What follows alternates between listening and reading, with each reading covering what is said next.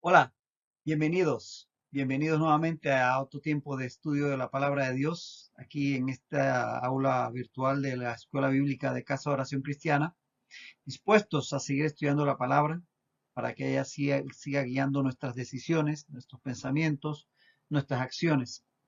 Así que, sin más, vamos a continuar en Mateo, capítulo 24, ahí iniciando para considerar en estos 30 minutos lo que la palabra de Dios tiene para nosotros. Bendito y amado Dios, te alabamos y bendecimos tu santo nombre. Señor, ayúdanos a comprender tu palabra y que tu palabra, Señor, guíe nuestro caminar. Te lo pedimos y te damos a ti toda la gloria en el nombre de Cristo Jesús. Amén. Estábamos aquí, como decíamos, prácticamente en el umbral del capítulo 24 de Mateo. Habíamos comenzado a considerar estos dos primeros versículos donde vamos a continuar en esta ocasión. Así que los leemos y continuamos. Cuando Jesús salió del templo y se iba, se acercaron sus discípulos para mostrarle los edificios del templo. Respondiendo él, les dijo: ¿veis todo esto?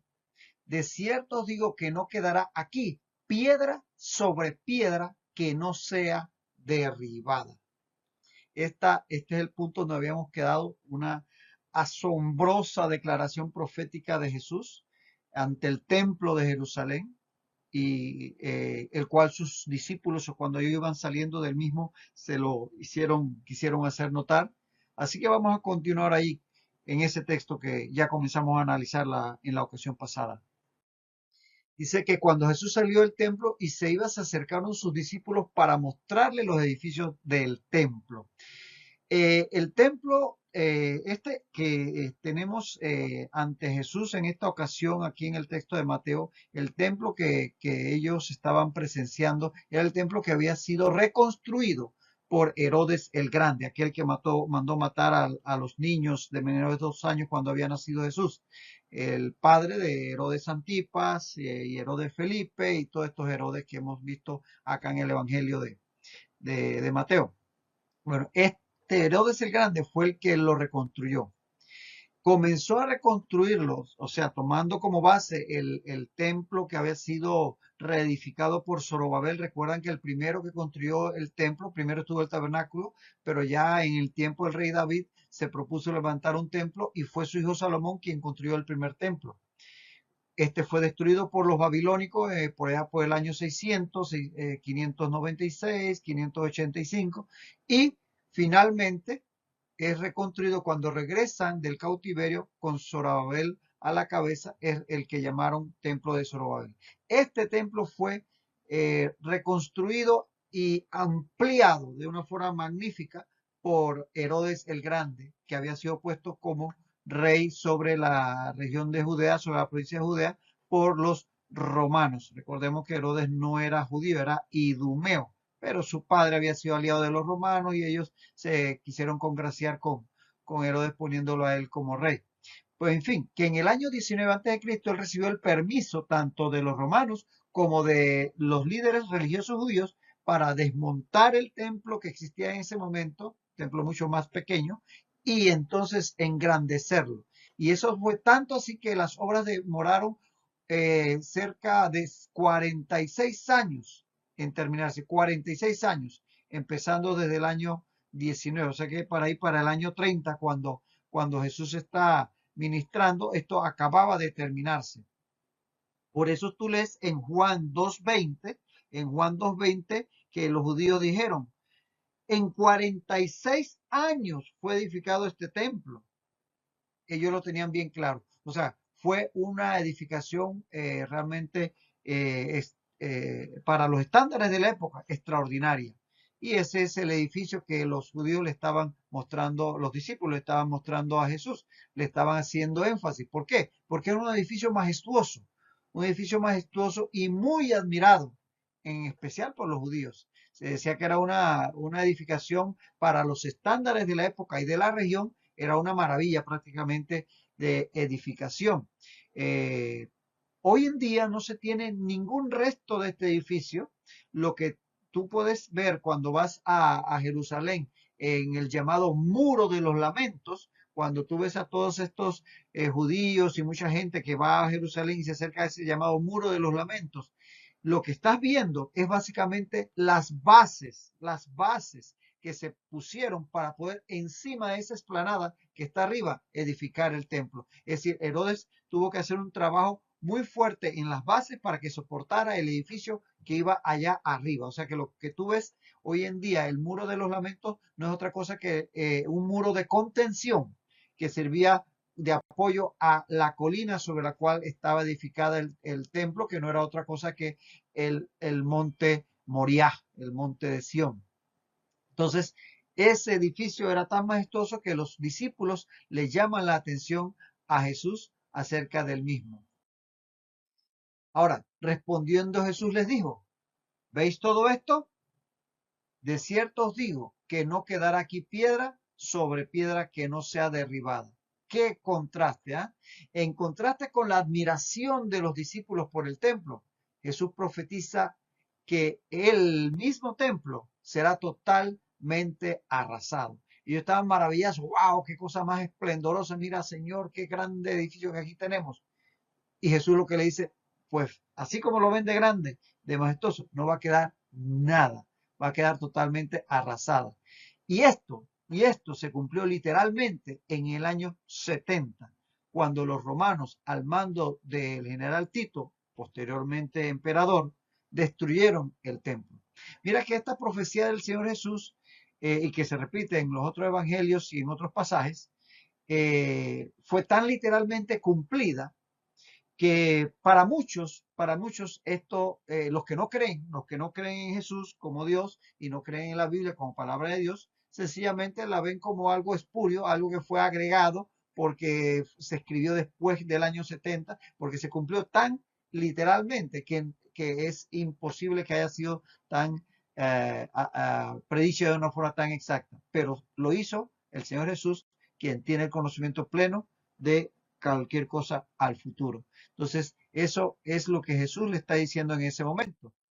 Y ciertamente, el templo fue derribado y literalmente, no quedó piedra sobre piedra. Cuando en el año 70 los romanos conquistan la ciudad de Jerusalén, que se había revelado, hay que decir, ya Judea pertenecía como provincia romana al imperio, pero en el año 70 después de Cristo se rebelaron y entonces Vespasiano, el general Vespasiano, envió a su hijo Tito, al emperador Vespasiano envió a su hijo Tito y reconquistaron Jerusalén y destruyeron la ciudad y el templo fue destruido junto con la ciudad.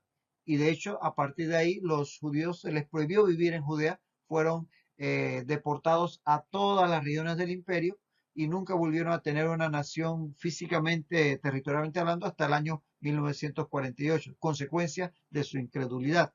Ahora bien, a pesar de que cuando se dio la toma de Jerusalén, el general Tito se esforzó por conservar el templo, según los narra Flavio Josefo, el historiador judío que en su momento fue soldado romano, no pudo impedir Tito que sus codiciosos soldados lo asaltaran. Es decir, el templo tenía tantos ornamentos de oro, tenía el candelabro que era de oro, tenía una serie de elementos de oro y de plata. El tesoro del templo, el famoso Corbán, donde la gente pues daba ofrendas y demás, todo eso era fuente de codicia para los soldados. Así que aunque su general les diera orden de conservar el templo, ellos buscaron cómo hacerse con todo lo que podían en cuanto a tesoros.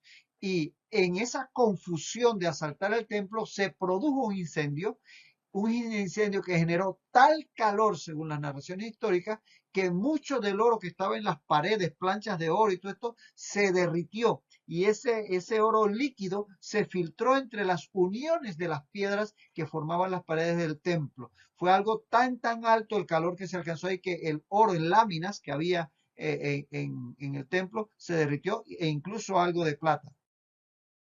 Ahora, para extraer todo el oro posible, dado que se había infiltrado parte del oro que se había derretido entre los bloques, los soldados desmontaron todas las piedras de los muros que permanecían en pie después del incendio. ¿Cuál fue el resultado? Que todo el templo completamente fue demolido. Fue tal la demolición, según narra Flavio Josefo, que años más tarde, cuando eso había quedado ya totalmente desolado, un tal Tarentius Rufus pudo arar ese terreno sobre el que se había levantado el edificio. O sea, eso quedó tan arrasado, tan arrasado, no quedó piedra sobre piedra, que se pudo utilizar en un momento para arar ese terreno donde estaba levantado el templo. Fíjate si se cumplió literalmente la profecía que da Jesús aquí en el Evangelio de Mateo 24, 1 y 2. Fue literalmente cumplida, no quedó piedra sobre piedra que no fuera demolida. Así pasamos entonces a los versículos 3 al 8 del capítulo 24.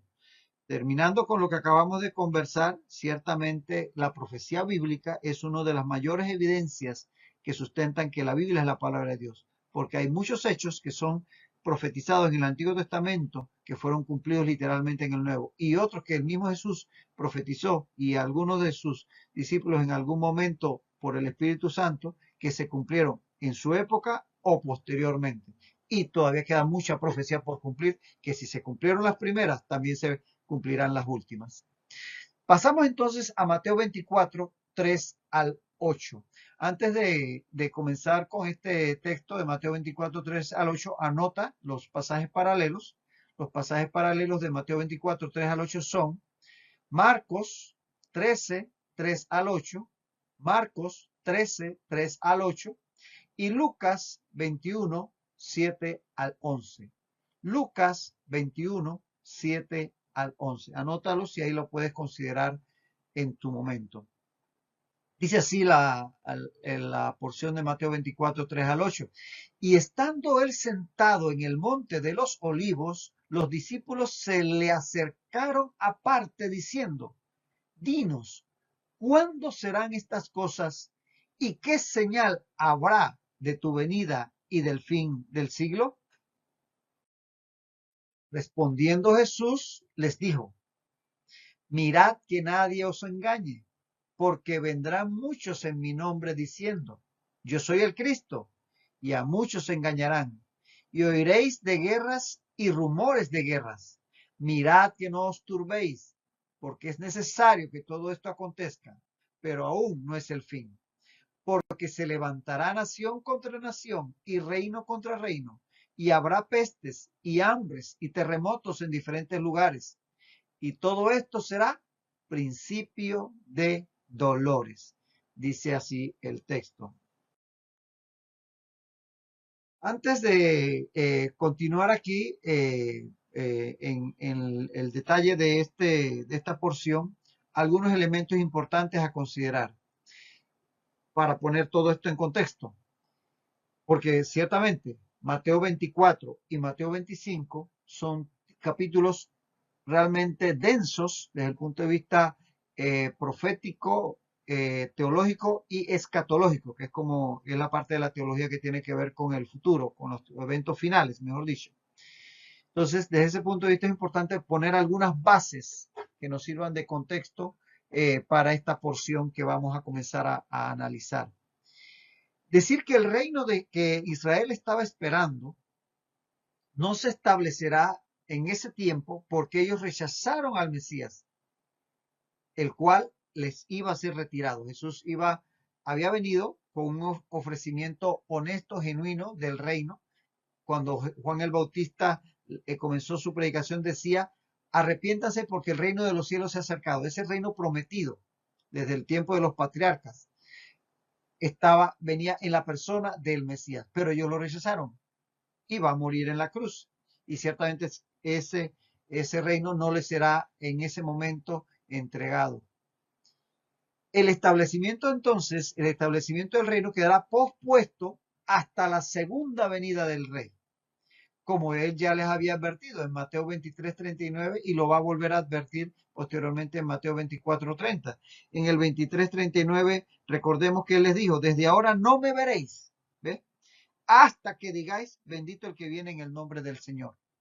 Él ya se los había advertido ahí en la atrio del templo. Esto lo vimos en el capítulo 23, verso 39. Pero en este capítulo 24, por allá por el verso 30, les va a decir a sus discípulos, entonces aparecerá la señal del Hijo del Hombre en el cielo, y entonces lamentarán todas las tribus de la tierra, es decir, de la tierra de Israel, y verán al Hijo del Hombre viniendo sobre las nubes del cielo con poder y gran gloria. Es decir, en ese momento es cuando el reino vendrá entonces a Israel. Entonces, cuando Israel será puesto como cabeza de naciones, de eso hablaremos después. Ahora, el intervalo entre la primera y la segunda venida del Señor Jesucristo, entre esto que estamos viendo en los evangelios, que es la primera venida, y la segunda venida que se cumplirá al final de los tiempos, ese intervalo es ocupado por la iglesia.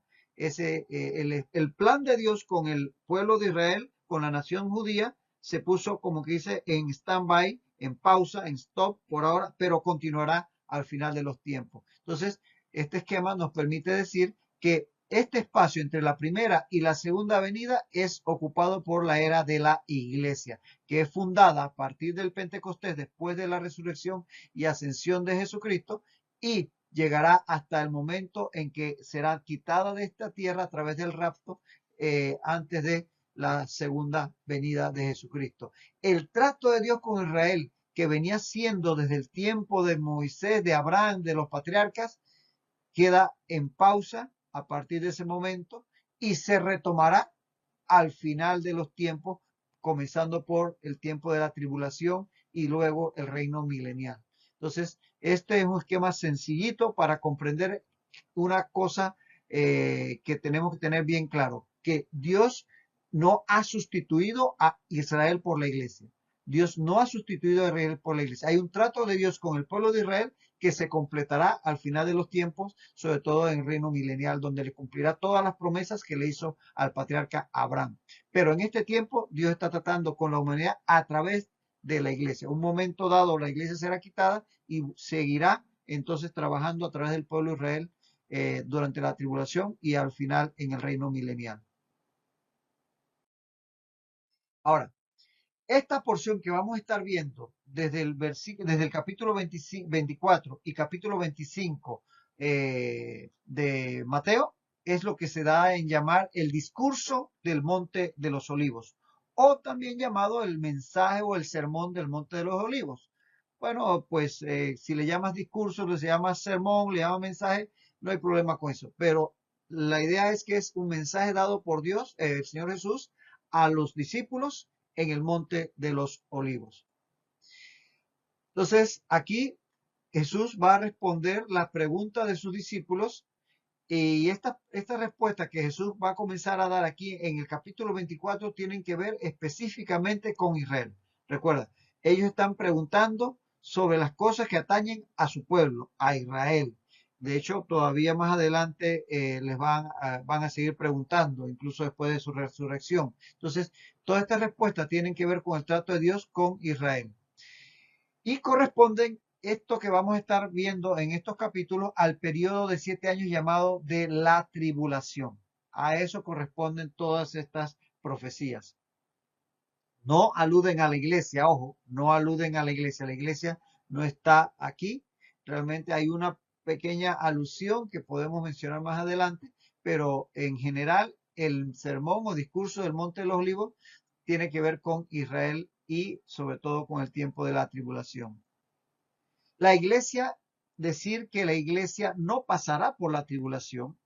Hay muchas posiciones teológicas en esto, pero creemos estar en buena compañía con lo que afirmamos que la iglesia no pasará por la tribulación. Y te voy a poner varios textos. Sobre el tema de la tribulación o la gran tribulación, pues ahorita mismo vamos a ver, digamos, a grosso modo y de forma bosquejada, pero no te estreses por eso, en su momento podemos comentarlo.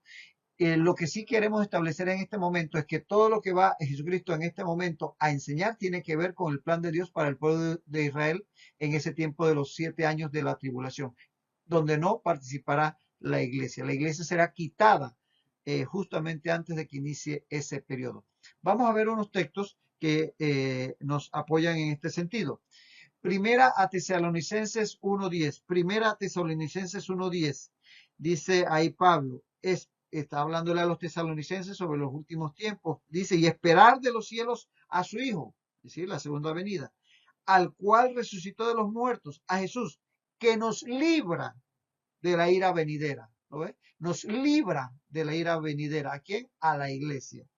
Y en Primera Tesalonicenses 5:9, en Primera Tesalonicenses 5:9 dice también Pablo, inspirado por el Espíritu Santo, porque no nos ha puesto Dios para ira. Y el tiempo de la ira, y vamos a ver que ese es uno de los nombres que se le da a la gran tribulación, el tiempo de la ira de Dios. No nos ha puesto Dios para ira, sino para alcanzar salvación por medio de nuestro Señor Jesucristo. Entonces, ahí tenemos cómo esos textos en Tesalonicenses hablan de que el Señor nos librará de la ira venidera porque Dios nos ha puesto para esa instancia del tiempo de la ira de Dios. También en 2 Tesalonicenses 2, 1 al 12, el texto es largo, pero vamos a leer algunas entre versículos. Puedes tenerlo todavía anotado y lo lees con calma posteriormente, pero en 2 Tesalonicenses 2, 1 al 12 dice así, versículo 1. Pero con respecto a la venida de nuestro Señor Jesucristo y nuestra reunión con Él, pasemos al verso 3, dice, nadie os engañe en ninguna manera, porque no vendrá sin que antes venga la apostasía y se manifiesta el hombre de pecado, el hijo de perdición, que es el anticristo. Pasemos al verso 6. Dice, y ahora vosotros sabéis lo que lo detiene, es decir, contiene ese espíritu de anticristo para que no se manifieste, a fin de que a su debido tiempo se manifieste. El 7. Porque ya está en acción el ministerio de la iniquidad, de los tiempos de Pablo, el ministerio de la iniquidad, de pecado, de maldad. Solo que hay quien al presente lo detiene, hasta que él a su vez se ha quitado de en medio. ¿Se entiende? El Espíritu Santo obrando a través de la iglesia. Y entonces se manifestará aquel inicuo, a quien el Señor matará con el espíritu de su boca y destruirá con el resplandor de su venida. Quiere decir que en este momento toda esta profecía habla del advenimiento del hombre de pecado del anticristo, pero desde los tiempos de Pablo, todo este ministerio de maldad es contenido por el Espíritu Santo que obra a través de la iglesia. En un momento dado será quitado este elemento de contención que lo corresponde con el Espíritu Santo y la iglesia que será levantada, y ese es el arrebatamiento, el rapto. Y entonces es cuando comenzará a manifestarse todo esto que desencadenará el tiempo de la tribulación. Y si la iglesia entonces será arrebatada antes que inicie la tribulación. Por eso no pasará por la tribulación, sino que será arrebatada antes que ésta inicie. Y de eso habla Primera Tesalonicenses 4, 13 al 18. Primera Tesalonicenses. Perdón. Hay un elemento más en Apocalipsis 3:10 que es interesante porque nos da una figura o tipo del arrebatamiento. Si tú estudias Apocalipsis, verás que en los capítulos 2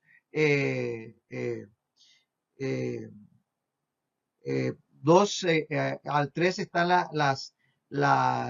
los pasajes dedicados a las iglesias. Y hay una de esas iglesias en el capítulo 3, que es la iglesia de Filadelfia, que es tipo de la iglesia fiel hasta los últimos tiempos, en oposición a la iglesia de la Odisea, que es tipo de la iglesia infiel, la iglesia apóstata, la iglesia fría, tibia. Pero Apocalipsis 3:10 habla de la iglesia de Filadelfia, la iglesia que es fiel hasta el final. Y entonces dice allí, por cuanto has guardado la palabra de mi paciencia, yo también te guardaré de la hora de la prueba que ha de venir sobre el mundo entero. Entonces, esta iglesia, que es tipo de la iglesia fiel, la iglesia de Filadelfia, el Señor le promete que Él la guardará de la hora de la prueba que ha de venir sobre el mundo entero. Nuevamente, otra profecía y promesa que habla de que la iglesia va a ser guardada del tiempo de la ira. Ahora bien, en Primera Tesalonicenses 4, 13 al 18 habla de cuándo este arrebatamiento, este quitar a la iglesia se da. Es el pasaje muy conocido de Primera Tesalonicenses 4, 13 al 8, donde dice el apóstol Pablo, inspirado por el Espíritu Santo: tampoco queremos, hermanos, que ignoréis acerca de los que duermen, para que no os entristezcáis como los otros que no tienen esperanza. Y vamos al 15.